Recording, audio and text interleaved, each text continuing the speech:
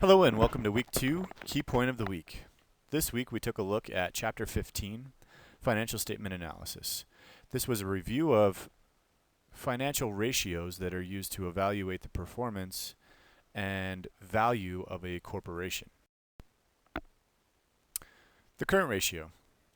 The current ratio is a very popular ratio used by investors and creditors. This gives the investor or the creditor a really good idea of how well a company can pay its bills. That is to say, how many current assets compared to how many current liabilities a company has. How quickly can they pay off those current liabilities? But that is not the reason I have chose to talk about the current ratio. The idea is the use of ratios.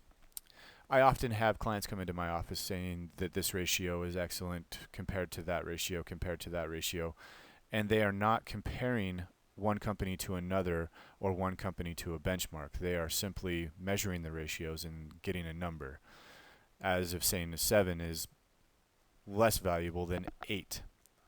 Again, you can't use a single ratio in isolation. It won't show the whole story or the whole picture. No one single ratio is perfect. So you must use comparison to a benchmark. A benchmark would be set to a company's historical reference. How well did they do in 2009, 2010, or 2011, and compare their current performance in 2012 to those historical performances. Or more likely, an industry average. How is Albertsons doing in comparison to Safeway or any of the other major grocery chains? So you're going to want to compare them to a company of similar size and similar value, and that will give you a more clear picture.